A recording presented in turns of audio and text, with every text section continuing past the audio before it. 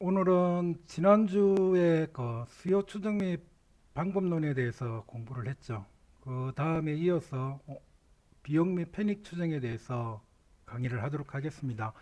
비용 및 편익 추정에 앞서 수요 추정에 대해서 말씀을 드린 것은 거기서 추정되어진 수요를 가지고 어떤 시설물에 대해서는 비용도 추정을 하게 되고요.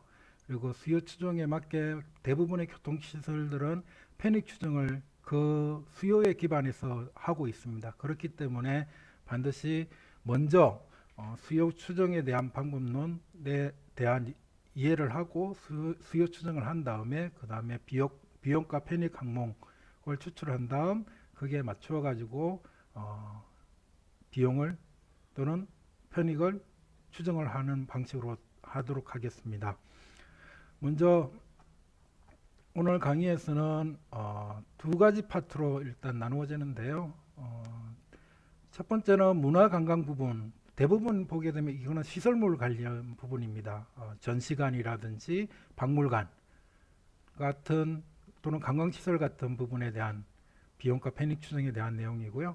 두 번째 파트는 교통시설, 교통시설 중에서 특히 도로와 철도가 굉장히 많이 대규모로 투자가 이루어지고 있기 때문에 타당성 조사 부분에서는 비용 추정과 편익 추정에 대한 내용을 주로 다루도록 하고요. 그리고 마지막 세 번째는 여러분들 다음 주부터 하게 될 예비 타당성 사업 조사에 대한 요령에 대해서 마지막으로 말씀을 드리도록 하겠습니다. 먼저 공공시설 계획 부분에서의 비용 편익 추정 부분에서 문화 관광 부문에 대한 내용은 주로 여기 있는 2015년도 예비 타당성 조사 연구 보고서에서 표준 지침을 갖다가 제시하고 있습니다. 그래서 일반적으로 매뉴얼이죠. 그래서 어떻게 비용을 추정하고 편익을 추정할 것인가에 대한 안내서이기 때문에 이 매뉴얼에 맞춰 가지고 대부분 실질적인 비용 편익 추정을 하고 있습니다. 그렇기 때문에 이 보고서를 토대로 해가지고 비용과 편익, 특히 문화 및 관광시설에 대해서 살펴보도록 하겠습니다.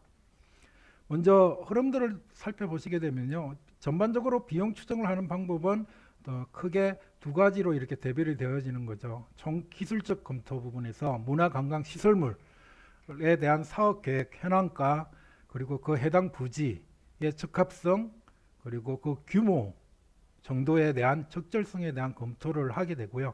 이러한 기술적 검토가 이루어지게 되면 실질적으로 총사업비 추정에 들어가게 됩니다. 총사업비에는 일반적으로 공사비, 건축하는데 또는 건설하는데 드는 비용과 더불어 부대 경비, 설계비라든지 기타 등등이 되고요. 그리고 그 부지 면적을 확보하기 위한 용지 보상비를 어떻게 추정하는 것인가에 대한 얘기, 그리고 기타 시설 용도별로 또 각각의 시설별로 필요로 하는 다른 기타 부대 시설에 대한 비용, 그리고 예비비, 이렇게 해서 총사업비가 구성이 되고요. 실질적으로 건설만 한다고 그래서 비용이 발생을 하는 건 아니고요.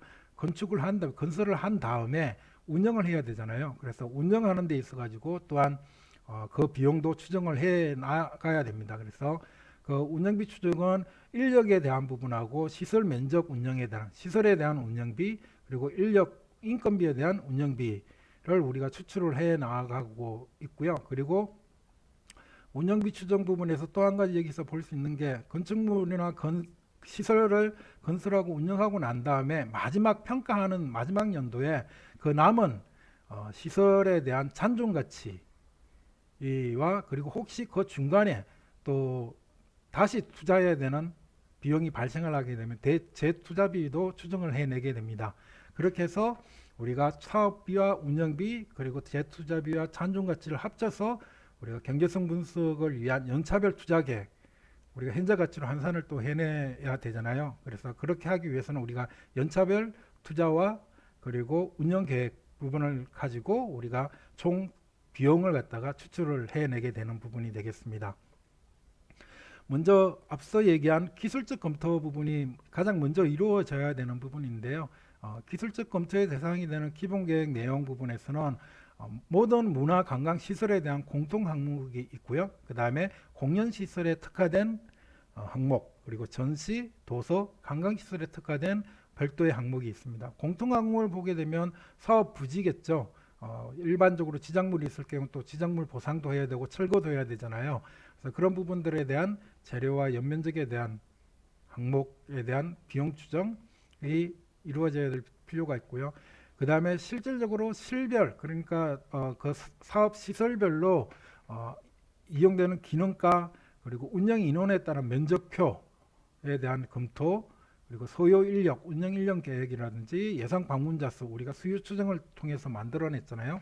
예상 방문자 수, 그리고 얼마만큼, 얼마나 자주 운영할 것인가에 대한 운영 일수, 개방 시간 등에 대한 운영 계획 등에 대해서 얘기를 해야 되고요. 살펴봐야 되고, 그리고 혹시라도 다른 여타의 유사한 시설에 대한 내용들은 어떻게 할 것인가, 나중에 비용이나 편익 추정을 할 때 거기에 대해서 비교를 하고, 그리고 단가를 산정할 때 사용될 수 있는 유사시설 선정, 그리고 주차 계획 등이 이게 일반적으로 문화관광시설 부분에서 공통되는 내용이고요.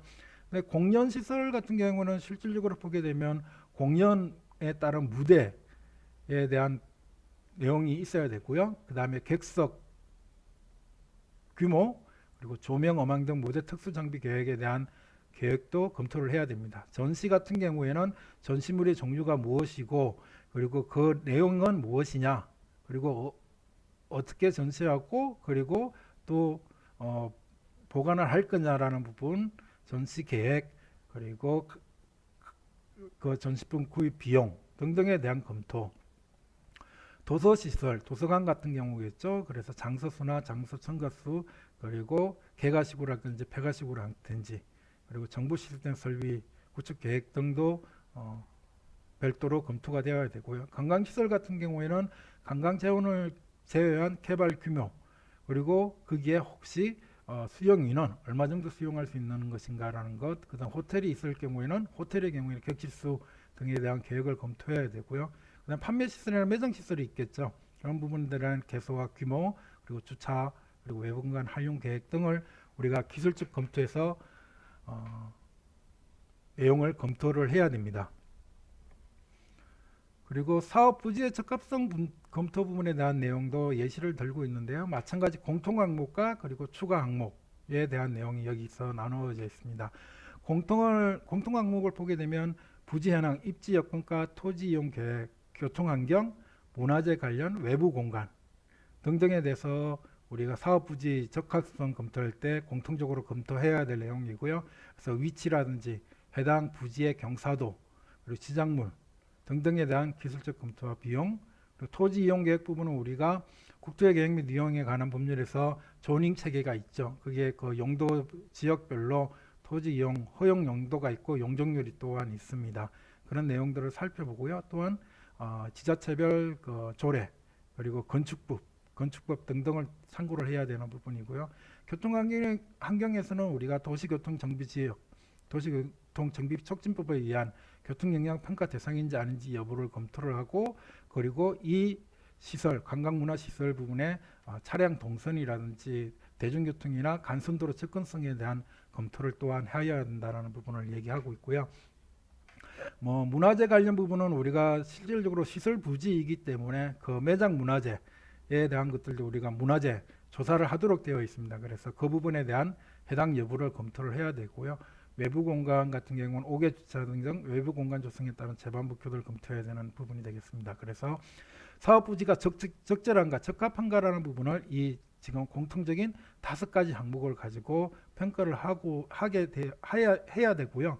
그리고 추가 항목으로서 개방성, 그리고 공연장 같은 경우는 소리의 영향, 그리고 전시시설 같은 경우 외부 전시시설이 있는지 없는지, 정축이 가능한지 안 가능한지에 대한 부분, 그리고 전반적인 시설 배치를 통해서 동선계획의 적절성 등을 검토를 해야 될 것 같습니다. 그래서 그 다음에 마지막으로 시설 용도별 규모의 적절성 검토는 규모가 이제는 적절한가 라는 부분입니다. 예위 타당성 조사나 타당성 조사에 올라왔을 때 실질적으로 그 규모도 제시를 하도록 되어 있기 때문에 일반적으로 이렇게 공연시설, 전시시설, 도서시설, 관광시설별로 이렇게 해서 그 규모가 적절한지 여부를 검토를 해야 되는 부분이고요. 공영 공간과 문화 교육 공간은 따로 있고요. 일단 공통적으로 보게 되면 우리가 모든 시설물에 있어서 업무를 하는 공간, 편의시설 공간, 공용 공간, 화장실 같은 경우 있죠. 복도라든지 이런 부분들에 대한 것들이 적절한지 부분은 다 모두 똑같이 거의 비슷하게 검토를 해야 됩니다. 그리고 공연시설 같은 경우에는 우리가 공연도 하지만 실질적으로는 교육도 하게 되잖아요. 그래서 그런 부분들에 대한 규모의 적정성 부분도 살펴보아야 되고요. 전시시설 같은 경우는 전시하는 공간 그리고 수장 공간 마찬가지 교육연구 공간도 우리가 적정한지 여부를 판단을 해줘야 됩니다. 도서실 같은 경우는 소고 공간, 이용장 공간 등등에 대한 규모가 되고요. 관광시설 같은 경우에는 이렇게 업무 편의 공용 공간이라는 걸 통칭하지 않고 관광지구, 숙박지구, 상업 및 기타 지구에서 이 부분에 각각에 대해서 규모의 적합성을 검토하도록 되어 있습니다. 그래서 이 시설 용도별 규모의 적절성 검토를 하게 되는 부분에서 우리가 보게 되면 단독 시설인 경우 공연, 전시, 도서 시설 같은 경우는 대부분 단독 시설이 되죠. 근데 단지 시설 같은 경우는 주로 관광 시설 같은 경우는 복합적으로 우리가 관광 부문 시설이 들어서게 되는 부분들이기 때문에 이렇게 단독 시설과 단지 시설 이 두 가지로 대별해 가지고 살펴보는 부분이 되겠습니다. 일단은 단독 시설에 대해서 먼저 살펴보면 제시한 사업계획안, 기본계획의 건축계획의 구체성을 우리가 면적이라든지 인원 등이 타당한 산정 근거를 포함해서 제시했느냐 라는 것을 일단은 판단 기준으로 삼습니다. 그래서 만약에 제시했다 그러면 그런 실별 세부 면적에 대한 관련 규정이 존재하느냐라는 부분입니다. 죄송합니다. 매뉴얼 부분에 대한 얘기가 되겠죠. 그래서 정부 청사 관리 규정이라든지 도서관 등 매뉴얼 등이 각각 있습니다. 그래서 이 규정이 있다라고 또한 그런다고 그러면 우리가 그 규정에 맞게 규모가 검토되어야 되는가라는 부분을 살펴봐야 됩니다. 그래서 yes가 되면 우리가 1순위로 일단은 그 규모의 적격성 검토를 할 때 하게 되고요. 만약에 실질적으로 산정 근거가 포함되어 있지만 그 매뉴얼이 없는 경우에는 어떻게 할 거냐라는 부분에 대해서는 건축계획론이나 건축설계 데이터 등 또는 그런 관련 전문업체 자문 의견을 수렴해 가지고 우리가 적절성을 검토를 해야 되는 거죠. 그래서 이거는 두 번째 우선순위가 되는 부분입니다. 이렇게 산정 근거가 없는 건축계획 같은 경우에는 우리가 실질적으로 전국 다른 유사한 시설이 존재하느냐 부분을 일단은 살펴봐야 되고 그 존재하는 부분에 대해서는 국립이냐 공립이냐라는 거, 기능, 규모, 방문객 등을 조사해서 유사 시설이 존재한다고 그러면은 우리가 전체 규모 및 방문객 수 대비 시설별 규모를 유사 시설 가지고 면적과 비율을 검토해서 적정성을 검토를 하는 게 3순위, 세 번째 우선순위고요. 마지막으로 어쩔 수 없이 노가 될 경우에는 유사시설도 없다 그러면은 개별 유사 사례 선정 후 전체 규모 대비 시설별 비율 중심으로 검토해서 하는 게 마지막 방법론이 되겠습니다. 그래서 시설 용도별 규모의 적절성 검토를 할 때 이렇게 기준에 따라서 방법론 우선순위가 결정되어진다라고 얘기를 할 수가 있고요. 그런 부분들에 대한 내용이 만약에 사업계획안에 포함이 되어 있는지 여부를 판단해서 1순위, 2순위, 3순위, 4순위의 순으로 시설 용도별 규모의 적절성 검토 방법론을 선정을 해야 될 것 같습니다.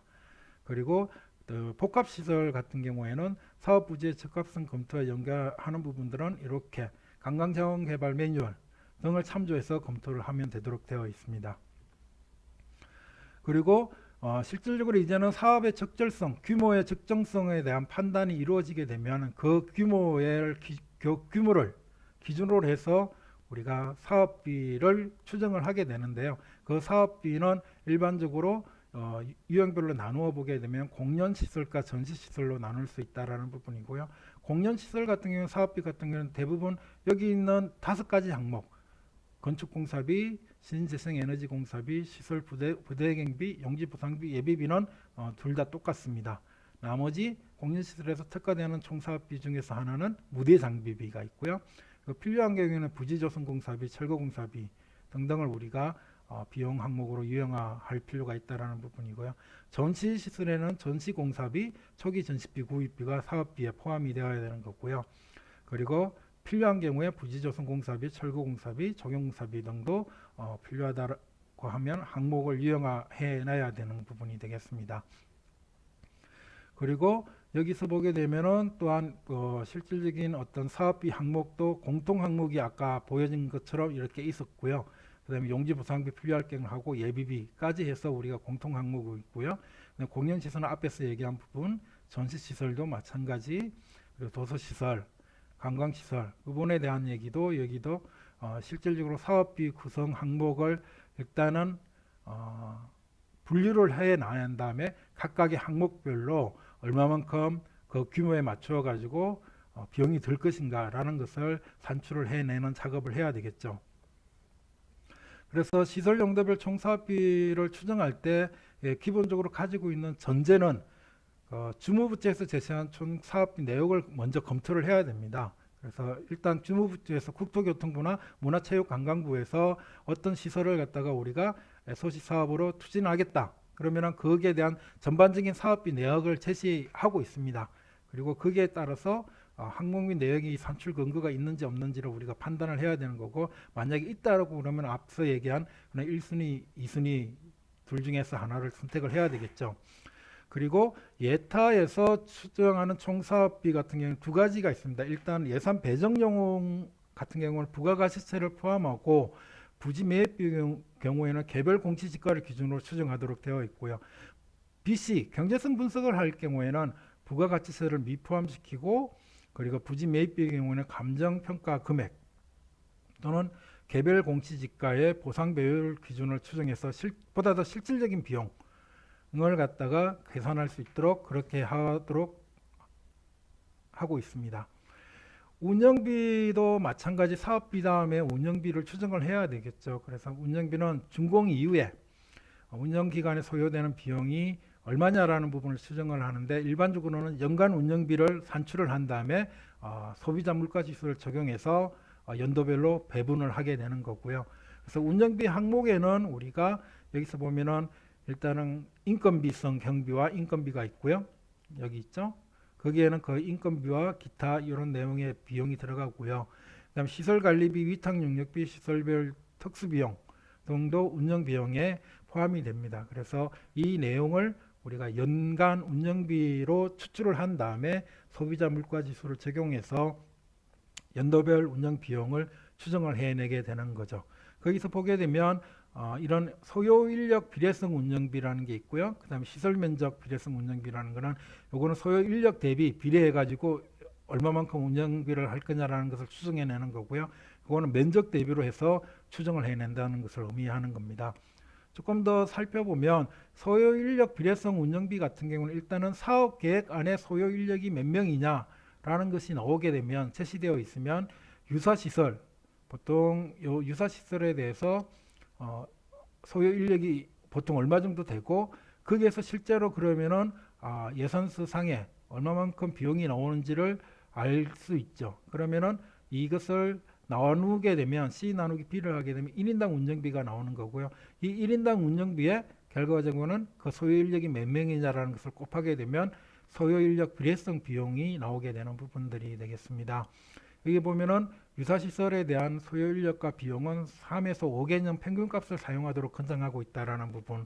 왜냐하면 이게 경기 변동이나 다른 변동 사항이 있으니까 그런 어떤 연도별 변동을 제어하기 위해서 그렇게 하라고 되어 있는 거겠죠.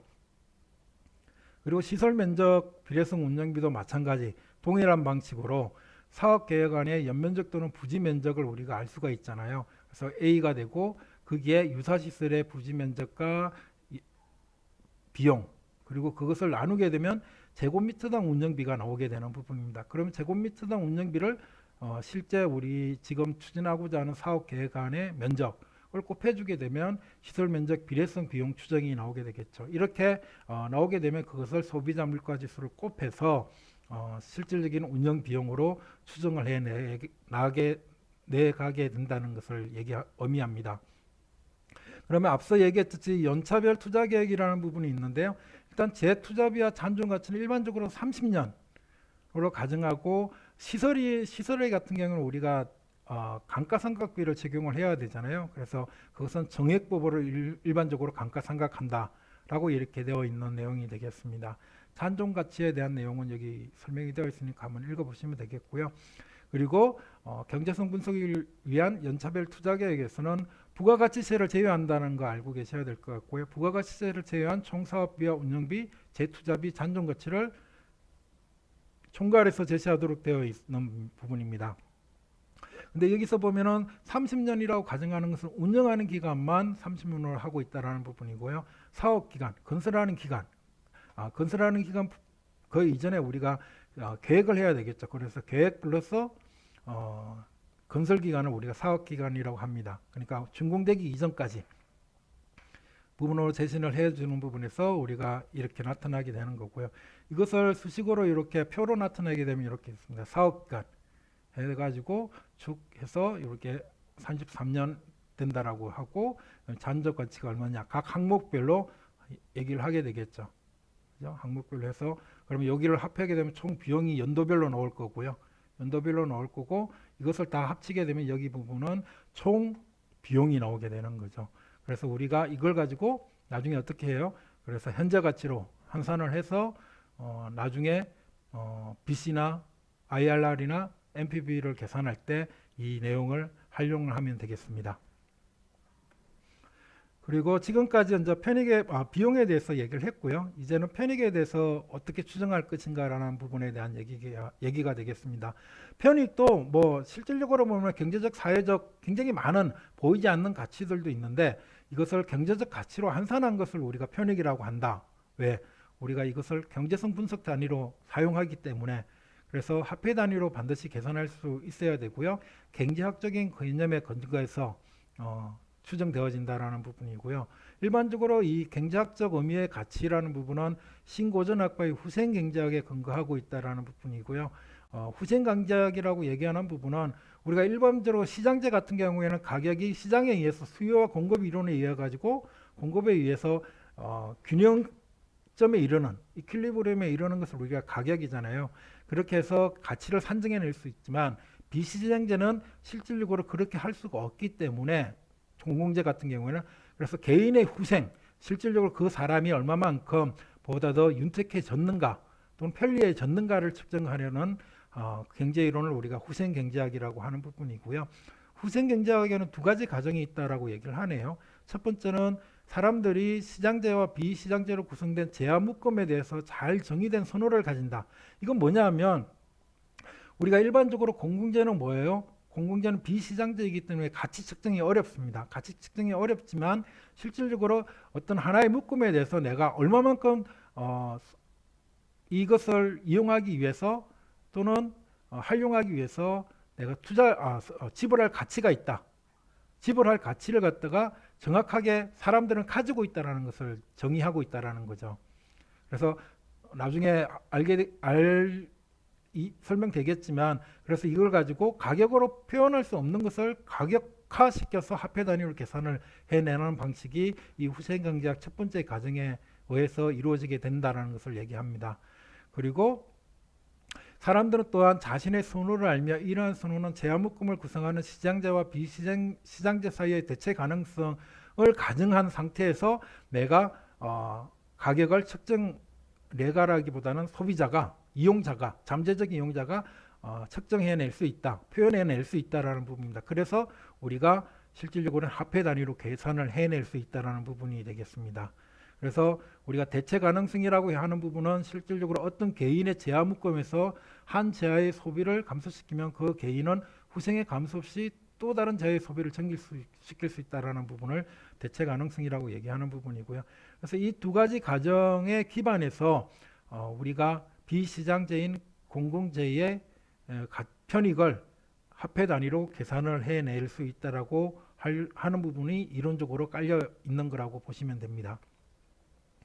그러면은 대체 가능성에 근거한 가치 개념은 지불 의사액 또는 수용 의사액으로 표현된다라고 얘기하는 거죠. 그래서 내가 얼마만큼 돈을 주고 이것을 분명히 이용할 수 있겠어라고 하는 게 이제 실질적으로 지불 의사액이고요. 얼마 주면 내가 할게라는 부분이 수용 의사액 부분이 되겠습니다. 보면은 개선된 공공재를 얻기 위해서 기꺼이 지불하고자 하는 금액을 willingness to pay, WTP라고 그런 거고요. 그 다음에 WTA, 수용 의사액은 공공재의 질이나 양의 악화를 기꺼이 받아들이는 데 대한 보상금액. 앞서는 조금 잘못 설명했네요. 그래서 수용 의사액 같은 경우에는 지금 현재 어떤 그런 공공재의 질이 나빠지거나 양이 줄어들 경우에 그것을 감내할 수 있겠다라고 생각되는 그 금액을 우리가 willingness to accept 해서 수용 의사액이다라는 거죠. 그래서 이 두 가지 중에 하나를 일반적으로 이용해 가지고 우리가 편익을 추정해 낸다라는 것을 얘기하는 게 되겠습니다. 그러면은 이 비시장재, 공공재의 가치는 일반적으로 두 가지가 있다라고 얘기를 합니다. 첫 번째 가치는 사용가치, 실제로 이용하는 가치겠죠. 그리고 두 번째는 비사용가치라고 얘기를 하는데요. 비사용가치는 뭐라고 얘기를 하냐면은 실제 사용하고 있지만 그것이 있음으로 인해서 더욱더 좋아질 거라고 생각하는 가치, 또는 반드시 있으면 좋겠다라고 생각하는 가치, 그리고 또는 내가 언젠가는 이용할 것이다라고 생각하는 가치, 그걸 우리가 비사용가치라고 합니다. 그래서 사용가치는 일단 문화관광시설이니까요. 직접적 이용을 통해서 만족감을 얻을 수 있는 가치. 비사용가치는 앞서 설명한 것을 표현을 하게 되면 선택가치, 존재가치, 유산가치 이 세 가지로 나누게 됩니다. 선택가치는 지금 현재는 이용 안 하지만 앞으로 이용할 가능성이 있는 그런 어떤 잠재적인 이용가치를 우리가 선택가치라고 얘기를 하고요. 존재가치는 실질적으로 내가 이용은 하지 않지만 그 시설들이 있음으로 인해 가지고 보다 더 후생적으로 더 좋아지는 가치를 우리가 존재가치라고 하고요. 그 다음에 유산가치는 후손들에게 해당 문화 관광시설을 물려주는 것이 좋다라고 생각하는 그 가치를 얘기하는 부분입니다. 그래서 일반적으로 우리가 비시장재의 가치는 사용자 가치와 비사용자 가치가 같이 묶여져 있는 번들이라고 앞서서 얘기를 했잖아요. 묶음이죠. 제한 묶음으로 이렇게 표현이 되는 부분이 되겠습니다. 우리가 이것을 암묵가격, 헤도닉 가격이라고 일반적으로 얘기도 하는 부분이 되겠습니다. 제한묶음 부분에 대한 것들을 하나하나 구분해낼 수 없지만 전체적인 총량적으로 묶음으로 해서 내가 그 가치를 매길 수 있겠다라고 생각하는 게 공공재의 가치다라고 얘기를 할 수가 있겠습니다. 그러면은 이 편익, 공공재의 편익의 범주는 일반적으로 이렇게 두 가지로 나눌 수가 있습니다. 첫 번째는 가치를 창출하는 형의 편익과 그리고 실질적인 비용을 절감하는 형의 편익, 두 가지로 나누는 부분이죠. 그래서 이 두 가지로 나눈 거고요. 그래서 가치 창출형 같은 경우에는 소비자 이용자 편익이라는 게 모든 사람들에게 이용이 되는 거고, 부가가치 창출 편익은 관련 기업이나 그런 어떤 전후방 산업에서 종사하시는 분들한테 이루어지는 전달이 되어지는 편익이 되고요. 비용 절감 편익은 불편 비용 절감 편익, 통행 시간이 줄어들었다든지 아니면은 문화관광시설도 마찬가지죠. 한 30분 걸리는 곳에 문화관광시설이 있는데 비슷한 시설이 10분 거리에 있다 그러면 20분이 줄어들게 되는 거잖아요. 그러면 20분의 시간 절감이죠. 불편함이 줄어드는 편익. 이것은 이용자한테서 발생하는 편익이기 때문에 일반 국민들이 계속 주체가 되고요. 생산 비용 절감 편익 같은 경우에는 관련 기업 부분이 되겠습니다. 그래서 그 어떤 전시관이나 문화시설이나 도서관 등등과 관련되어 있는 기업들의 생산비용 절감 편익 또는 교육이라는 부분에도 마찬가지고요. 그런 부분들에서도 기업들도 편익을 얻을 경우에는 우리가 생산비용 절감 편익이라고 표현을 한다라는 부분이고요. 여기서 실질적으로는 이게 중복이 되어질 수 있기 때문에 이 편익 항목을 항상 설정할 때 앞서 비용도 마찬가지예요. 비용도 항목별로 구분하는 것은 이 각각의 비용 항목별로 이게 중첩이 되면 안 돼요. 그러면 뭐 돼요? 더블 카운팅이 되어 가지고 비용이 가다하게 계산이 될 수도 있고요. 마찬가지 편익에서도 이 앞서 얘기한 요 네 가지 편익이 중복되면 안 된다라는 겁니다. 그래서 더블 카운팅을 하지 않도록 더블 카운팅을 하게 되면 결국엔 과도한 편익이 발생을 하게 되는 거죠. 비용과 비슷하게. 그래서 편익 추정을 할 때 일반적으로 한 3가지에서 4가지 정도 쟁점 사항이 있습니다. 첫 번째는 일단 소비자 이용자 편익의 추정 부분에 대한 얘기가 되겠습니다. 여기서 보면 소비자 이용자 편익에 대한 부분이 있는데요. 그래서 비사용 가치를 포함할 것이냐 안 할 것인가라는 부분에 대한 얘기가 되겠습니다. 앞서 얘기한 비사용 가치, 실제로 이용하지 않는데 내가 있으면 좋겠다, 뭐 좀 더 편리하지 않을까, 사회적으로 바람직하겠지, 또는 뭐 나의 아들, 딸 또는 후세대한테 보다 더 좋지 않을까, 유산가치 등등을 갖다가 포함시킬 거냐 말 거냐에 대한 부분인데요. 일단 그것을 재무적 객단가와 경제적 객단가 부분을 가지고 또한 비사용 가치로 얘기를 할 수가 있는 부분이 되겠네요. 그 부분에 대한 얘기가 있고요. 그 다음에 재무적 객단가와 경제적 객단가에서 재무적 객단가는 우리가 재무성 평가할 때 실질적으로 현금 흐름만 본다고 그랬잖아요. 그래서 현금 흐름, 실질적인 비용에 대한 거고요. 그리고 경제적 객단가는 이거 현금 흐름 플러스 실질적으로 보이지 않는 그런 거리나 시간 비용, 방문객들의 비용까지도 우리가 경제적 객단가로 이렇게 해서 본다라는 부분입니다. 그래서 여행 비용은 일반적으로 거리 비용과 시간 비용이 있는데요.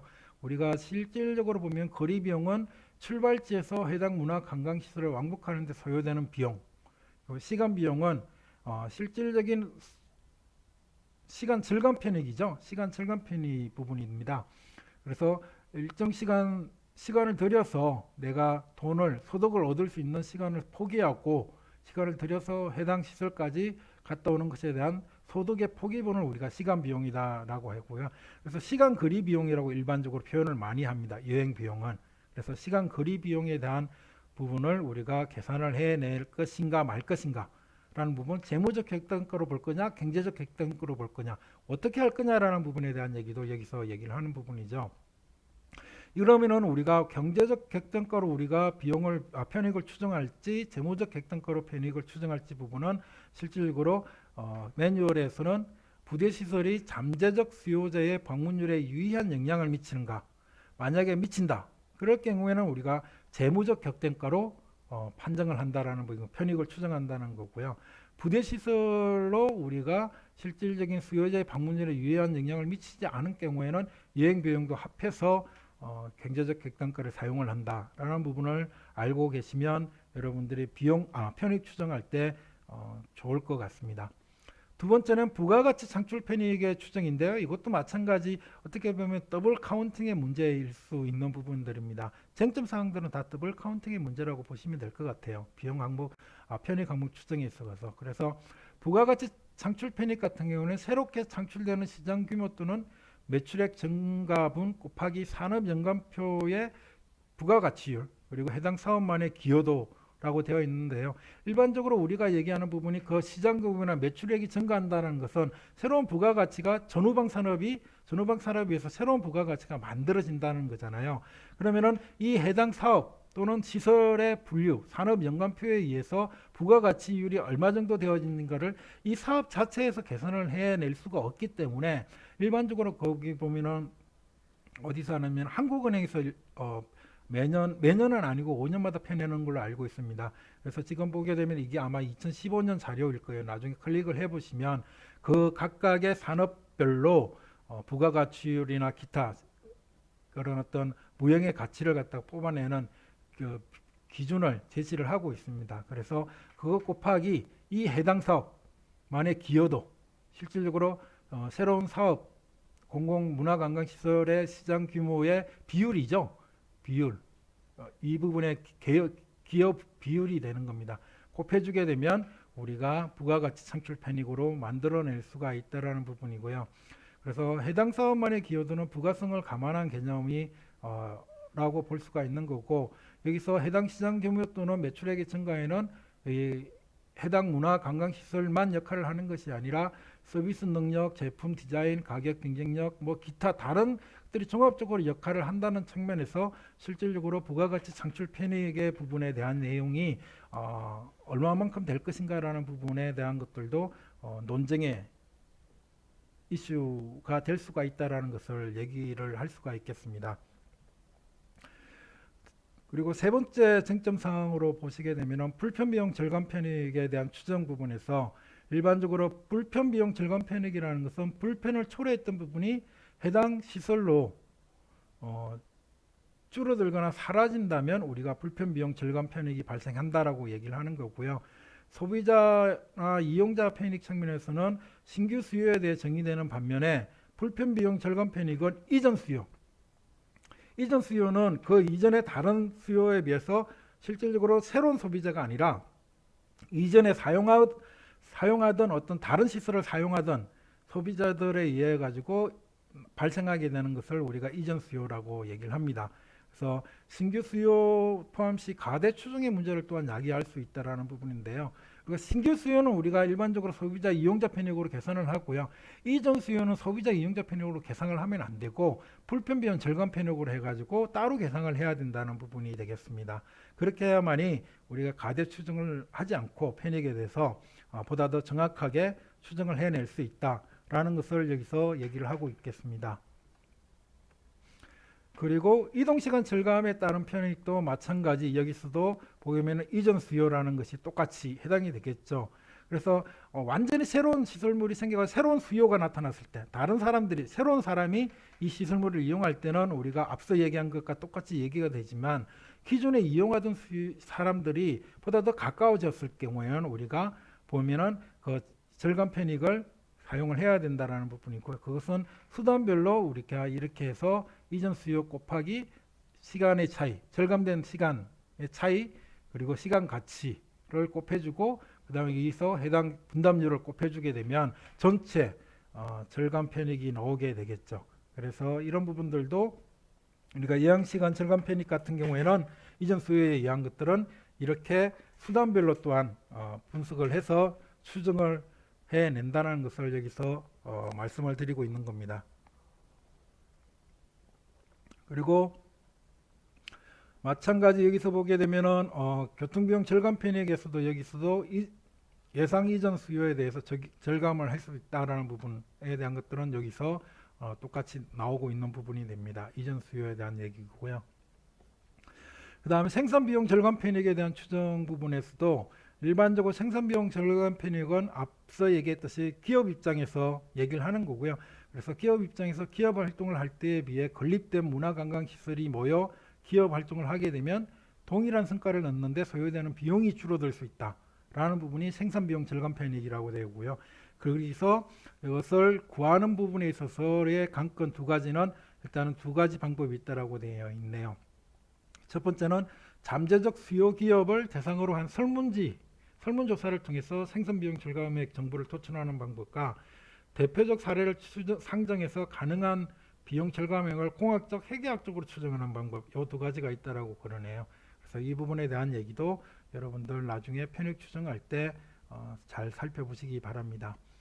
그리고 편익 추정 방법론에 대해서 얘기를 하게 되면 그러면 편익 추정을 어떻게 추정할 거냐? 앞서 부분은 우리가 실질적으로 편익에 대한 항목 분류와 그리고 그 항목 분류에서 실질적으로 그 더블 카운팅이 되지 않도록 보다 더 세심하게 이전 수요와 신규 수요를 구분해서 추정을 해내야 된다는 것을 얘기를 했고요.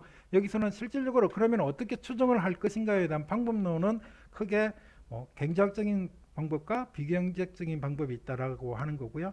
경제학적인 접근 방법은 수요함수와 생산함수 접근법으로 두 가지로 대별된다라는 부분이 되겠습니다. 수요함수 접근법 같은 경우는 재화나 서비스가 시장 기능에 의해서 공급될 때 그것의 가치는 수요 곡선을 통해서 이루어지는 소비함수 접근법이 되겠습니다. 생산함수 접근법은 이게 최종 생산물이 중간재일 경우에 최종 생산물에 기여하는 가치를 통해서 편익을 산정하는 생산함수 접근법이 되겠습니다. 비경제학적인 방법에는 원가 기준을 해서 곱해주는 방법이고요. 평균 가격을 해서 접근하는 방법 그리고 대체비용 접근법 이 세 가지가 있다라고 얘기를 하고 있습니다. 보면 먼저 경제학적인 접근법에서 수요함수 접근법을 보게 되면 일반적으로 얘기하는 부분이 우리가 여기서 보면은 이게 수요함수가 되잖아요. 그래서 가격이 소비량이 증가하게 되면 가격이 내려간다는 것을 얘기하는 거죠. 그죠? 보다 더 많은 사람들이 이용하게 된다는 것은 한 명이 소비할 때는 엄청나게 많은 돈을 지불을 해야 되지만 100명, 200명 넘어갈 경우에는 이게 실질적으로 공급량이 더욱더 일어나게 돼서 실질적으로 줄어든다는 부분에 대한 가격이 감소한다는 것을 볼 수가 있겠습니다. 수연습 직권법에서 우리가 얘기하는 건 일단은 소비자 잉여라는 부분을 얘기하는 건데요. 이 소비자 잉여는 실질적으로 보게 되면 최초 금액하고 그리고 실제 지불하게 되는 금액이죠.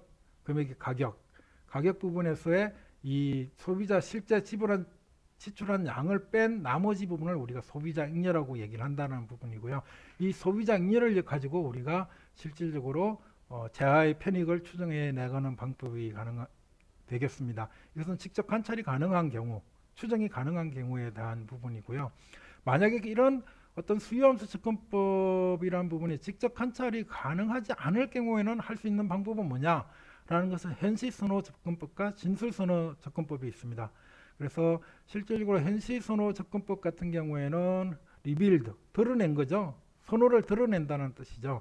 사람의 행동으로 나타난 선호를 바탕으로 비시장 재화의 가치를 추정하는 방법, 헤도닉 가격 그리고 여행비용 접근법이 이 두 가지가 있다라는 거고, 헤도닉 가격에는 묶음이라고 그랬죠. 시장재와 비시장재를 하나의 묶음으로 해서 얼마 정도 내가 이 부분에 대한 소비의 가치를 갖다가 매길 수 있겠다, 선호를 한다라는 부분을 표현해 주는 방법이고요.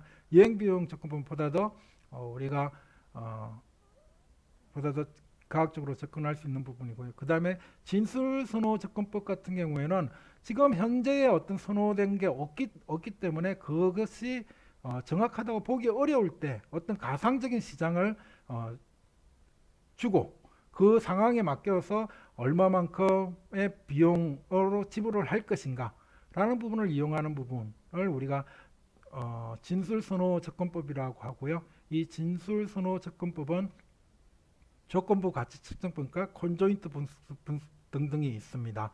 그래서 이 실질적인 직접적 추정과 간접적 추정법에 대한 부분에 대한 주요 특징 부분을 우리가 현시선호와 진술선호로 대별해서 한번 살펴보면 현시선호는 경쟁시장에서의 가격이고, 여기서는 진술선호는 조건부 가치 측정법이고, 간접적 측정법에서는 여행, 비용, 헤도닉 가격, 해피행동 모형, 그리고 진술선호는 컨조인트 분석법에 대한 얘기. 이건 거래 행위가 관찰이 가능한 부분이고요. 사후적 평가법에 해야 되는 거고, 요거는 현재 그런 부분들이 관찰이 되지 않기 때문에 가상적 시장을 가정을 하게 되고요. 그리고 생기기 이전이기 때문에 사전적 평가법이라고 볼 수 있다라는 것을 얘기하고 있습니다. 그러면은 조금 더 구체적으로 들어가서 현시선호 접근법과 진술선호 접근법의 특징을 보게 되면 현시선호 접근법 같은 경우에는 앞서 얘기한 이런 부분들이 있는데요. 현시선호는 이론적으로 내가 좀 가소 추정할 수 있는, 가소 추정이라는 것은 좀 더 내가 어떤 그 설문 대상자가 또는 잠재적 이용자가 실질적으로는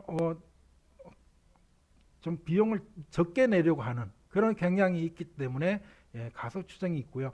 진술선호 같은 경우에는 실질적으로는 뭐 어떤 상황에서든지 다 추정이 가능하다라는 부분이고, 가상의 시나리오에 따라서 조건을 두어 가지고 그 부분에 대해서 추정을 해내기 때문에 좀 더 평가하기는 어렵지만 이론상으로는 보다 더 이 정확한 추정이 가능하다고 얘기하고 있는 부분이 SP 방법에 대한 내용이 되겠습니다. 그리고 일반적으로 최근에는 RP와 SP를 갖다가 우리가 결합해서 많이 사용하고도 있기도 합니다.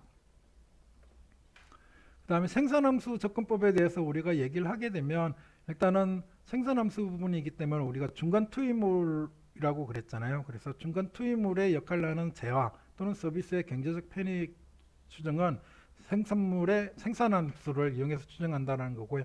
Y가 총 생산량, X가 실질적인 재화의 투입량, 그리고 라지 X는 이것을 제외한 실질적인 비용을 제외한 나머지의 통제하는 요인들, 복합 투입수의 수량에서 이것을 폐무분을 하게 되면 한 개 실물 생산 가격으로 만들어낼 수가 있고요. 이것을 우리가 가격으로 곱해주면 어떻게 돼요? 한 개 생산 가치가 됩니다. 생산량에다가 가격을 곱해주면 금액이 나오는 거죠. 그죠? 양에다가 P를 곱해주니까 한 개 생산물 양에다가 가격을 곱해주면 한 개 생산 가치가 만들어지게 되는 거죠. 이것이 현재 생산함수 접근법이다라고 이렇게 알고 계시면 될 것 같습니다. 비경제학적인 접근법에서는 실질적으로 시장의 실패 혹은 시장 자체가 아예 존재하지 않는 경우 부분이고요. 원가 기준, 평균 가격, 대체 비용 접근법 이 세 가지를 앞서서 설명이라는데 예시를 들었습니다. 그러면 원가 기준이라는 것은 편익의 대용으로 서비스를 제공하는 데 소요되는 비용을 갖다가 얘기하고요. 평균 가격이란 유사한 제야의 평균 가격을 이용하는 접근법. 대체 비용 접근법은 대상 제야가 제공하는 기능을 담당할 수 있는 대체 시설을 갖추는 비용으로부터 가치 측정 대상 제야의 가치를 측정하는 방법이라고 봅니다. 조금 내용이 어려울 수 있지만 대체 비용 접근법, 평균 가격 접근법, 원가 기준 접근법은 우리가 현재 시장에 존재하지 않거나 실질적으로 그 가격 자체가 시장에 의해서 형성되어지지 않은 왜곡되어 있는 경우에 우리가 사용할 수 있는 방법론이다라고 말씀을 드릴 수 있겠습니다. 그리고 또 조건부 가치 측정법과 객단가 방식에 대해서도 많이 얘기를 했잖아요. 그러면은 이 부분에 대해서도 한 번 더 살펴보게 되면 조건부 가치 측정법은 일반적으로 Contingent Valuation Method라고 되어 있죠. CVM 모델이라고 보통 얘기를 하는데요. 많이 사용하고 있습니다. 그래서 여러분들이 나중에 그 타당성 조사 보고서를 보게 되면 편익 추정할 때 CVM을 많이 사용한 것을 볼 수가 있습니다. 또한 뭐 객단가 방식은 더욱더 수월하니까 또 객단가 방식도 굉장히 간편하게 사용할 수 있는 방법이고요. 조건부 가치 측정법은 좀 더 엄밀하게 좀 과학적으로 추정해내는 방법이라고 보시면 되겠습니다. 그래서 CVM 같은 경우는 개인 또는 우편 전화 인터뷰를 통해서 사람들이 가지고 있는 비시장 제야에 대한 가치를 설문을 통해서 파악하는 방법이고요. 우리가 앞서 얘기한 그 WTP, Willingness to Pay를 우리가 알아보는 방법론이 되겠습니다. 객단가 방식 같은 경우에는 실질적으로 실제 어떤 방문객 1인이 해당 시설을 이용하는 데 지불하는 금액으로서 이런 것에 대한 지불한 금액의 총액을 얘기하는 부분들이고요. 객단가 방식 같은 경우에는 해당 시설에 대한 지불 의사액의 대리 변수로 간주해서 보다 더 간편하게 문화관광시설의 편익의 가치를 추정하는 방법론이라고 여기서는 얘기를 하고 있습니다. 그러면은 이 객단가 방식과 조건부 가치 측정법을 갖다가 장단점을 여기서 비교를 하고 있습니다. 보면 장단점 같은 경우에는 객단가 방식 같은 경우에는 뭐예요? 사용 가치를 직접적으로 추정이 가능하고 수요 추정이 있어야 되겠죠. 그래서 수요 추정이 수반이 되어야 된다는 부분이고요. 그리고 사업 시행 시 수입 증가 규모를 직접 추정할 수 있다는 장점이 있는 반면에 비사용 가치를 추정할 수 없다라는 부분이고 이론적 기반이 약한 거죠. 그냥 뭐 유사 사례에서 그에 대한 객단가를 산정해서 여기에다가 얼마 정도 수요가 있으니까 곱해가지고 얼마 정도의 규모의 편익이 증가할 것이다 라는 것을 우리가 규모를 파악을 할 수 있는 부분에 대한 굉장히 간단한 부분이고요. 조건부 가치 측정법은 비시장제에 대해서 사용할 수가 있고요. 그 다음에 다양한 유형의 비사용 가치를 우리가 측정해낼 수 있다는 부분입니다. 사용 가치와 비사용 가치를 우리가 구분해서 항목별로 해가지고 거기에 대해서 이런 조건이 주었을 때 얼마만큼의 이 부분에 대한 지불 용의가 있느냐, WTP가 있느냐 라고 이렇게 해서 각각에서 추정을 해낼 수 있는 부분이고요. 그렇기 때문에 그런 어떤 여기서 보면은 힉스적 후생을 정확하게 직접 측정할 수 있다라는 부분인데요. 힉스라는 사람은 후생경제학자에서 미시경제학적인 이론을 정립을 원래는 대부분 거시경제적인 측면에서의 후생경제학을 얘기를 했는데 힉스라는 사람이 미시경제적 이런 어떤 시설에 대한 그런 편익 같은 것을 추정해낼 때도 우리가 후생에 대한 증가, 감소 부분을 정확하게 직접 측정할 수 있는 부분이다라는 거고요. 그리고 유효성 및 신뢰성을 검사할 수 있도록 디자인할 수 있다는 또 장점이 있습니다. 근데 규모는 직접적으로 추정할 수 없고요. 그리고 사용 가치와 비사용 가치를 구분할 수 없다. 이거는 좀 안 맞는 말인 것 같은데 이게 이쪽으로 가야 될 것 같아요. 이 부분 죄송합니다. 수입 증가 규모를 가늠할 수 없고 요거는 시간과 비용이 많이 발생한다라는 것을 볼 수가 있겠습니다. 그러면은 언제 객단가 조건부 가치 측정을 사용하느냐라는 부분은 사용 가치에 비해 비사용 가치 또는 존재 가치가 더 중요한가? 만약에 그렇다 그러면 우리가 조건부 가치 측정법 왜 비사용 가치를 측정할 수 있으니까. 그리고 아니고 이 비사용 가치보다는 사용 가치가 절대적으로 더 중요하다라고 생각되면 굳이 이렇게 뭐 어렵게 힘들게 우리가 가치 추정을 할 필요 없고 객단가를 적용하는 것이 좋겠다라고 볼 수가 있는 부분이 되겠죠. 그러면은 우리가 앞서 얘기한 그런 조건부 가치 측정법에 대한 것을 좀 더 살펴보도록 하겠습니다. 그러면은 우리가 공공재를 사고 팔 수 있는 시장을 가상으로 또는 실제로 만들어 지불 의사액이나 수용 의사액, 그죠? willingness to accept죠?를 측정하는 부분이 되겠습니다. 재화를 설정해야 되고요. 그 가치를 측정할 수 있는 시나리오를 작성을 해야 되고, 그리고 거기에 대한 바이어스를 방지할 수 있도록 지불 수단, 지불 원칙 등에 대한 설문지를 세심하게 설계를 해야 되고요. 그리고 실제 설문을 통해서 설문을 가치를 유도를 해내고요. 그것을 통해서 우리가 실제 조건부 가치를 추정을 해내게 되는 부분들이고요. 여기 장단점 부분에 대해서는 앞서 얘기한 내용이 들어가 있으니까 생략하도록 하겠습니다.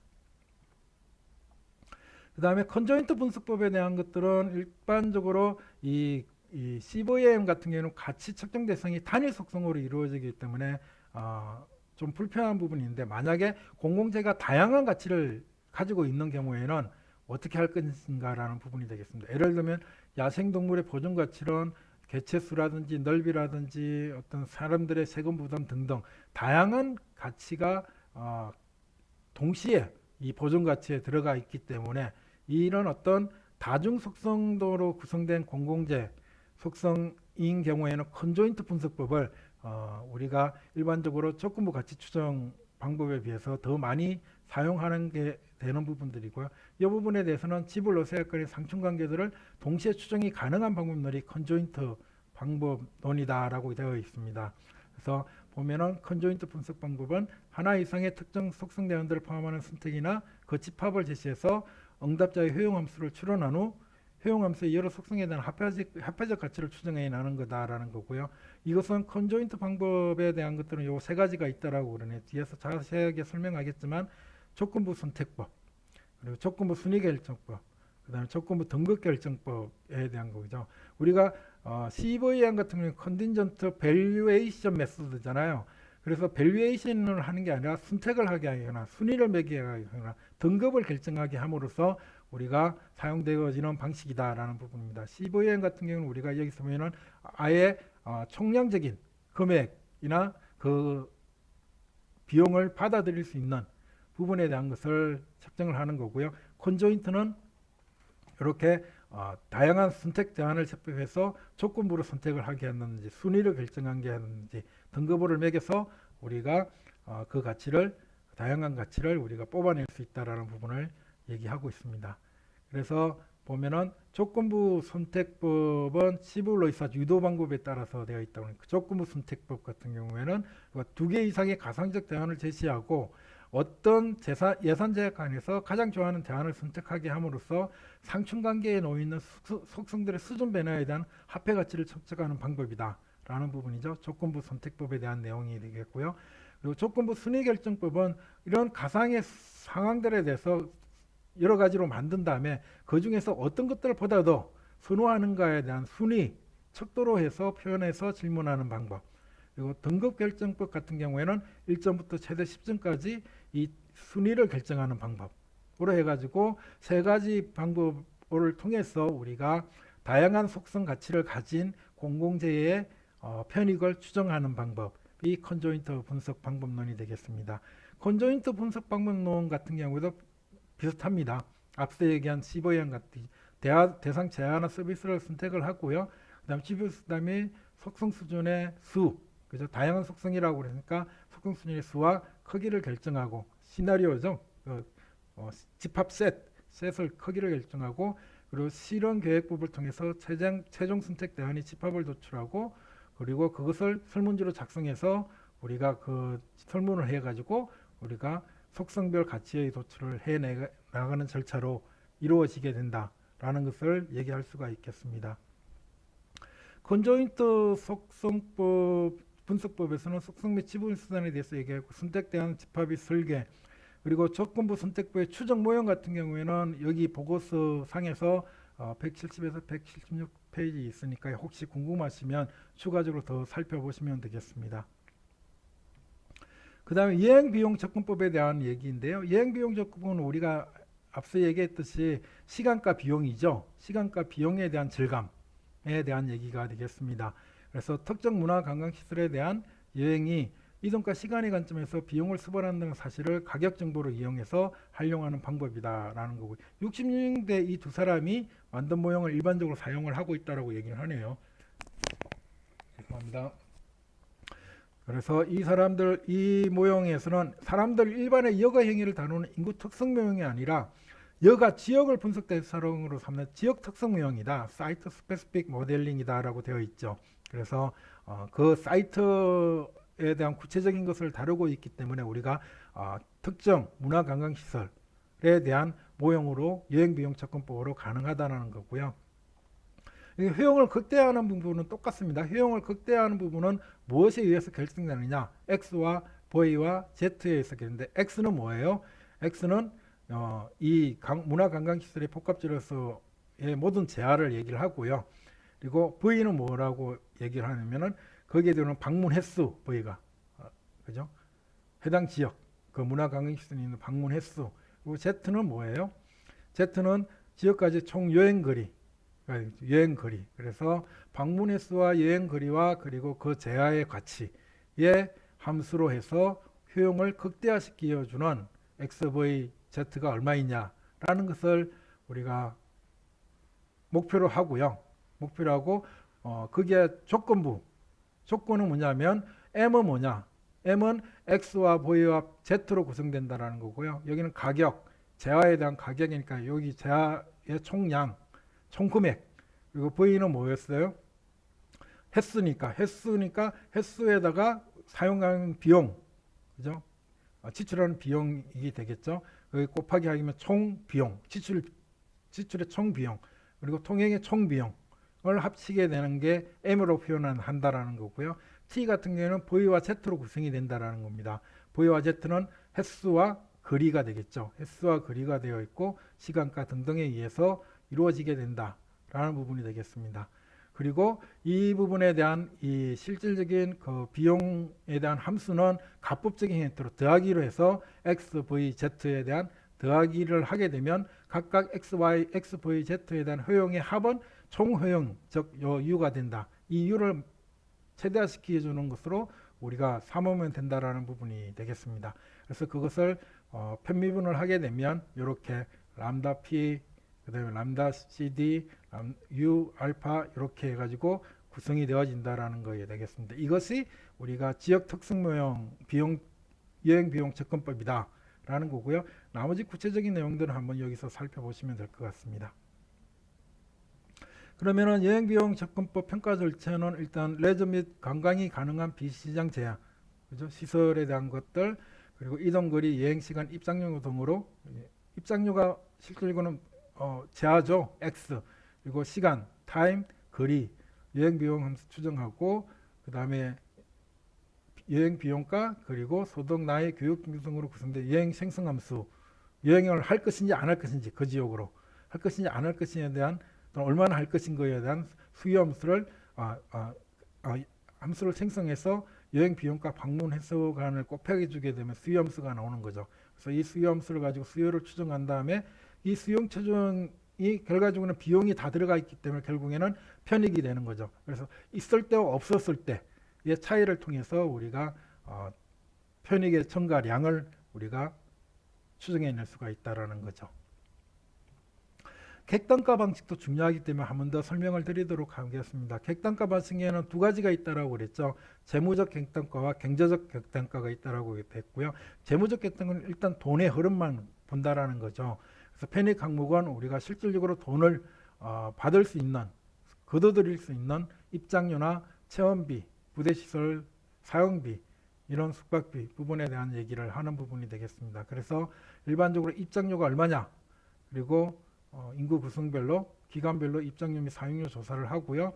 그리고 요금 부분에 대해서 할인되는 부분에 대한 것들을 단체 요금 부분을 선정을 하고, 그 다음에 이용하는 비율에 맞게 우리가 요금을 상정을 하고, 그리고 1인당 객단가를 만들어낼 수가 있는 거죠. 그래서 이 부분이 재무적 객단가 방식이다라고 보면 되겠습니다. 그리고 경제적 객단가는 일단은 여행 비용이 들어가야 된다라고 그랬잖아요. 그래서 거리 및 시간 비용은 앞서 얘기한 여행거리 접근법에서 하는 내용과 비슷하다고 볼 수가 있겠습니다. 그래서 거기에 대해서 거리 비용 추정이나 시간 비용 추정하는 것은 일단은 좀 더 내용을 한번 살펴보도록 하면 될 것 같고요. 그 부분에 대한 자세한 내용은 이 페이지를 한번 더 읽어봐 주시면 될 것 같습니다. 여기까지가 우리가 문화관광 부문의 편익 추정에 관련된 내용이었습니다. 그럼 조금 쉬었다가 우리가 도로철도 교통 부문에 대한 편익 추정에 대해서 한번 더 공부를 해보도록 하겠습니다.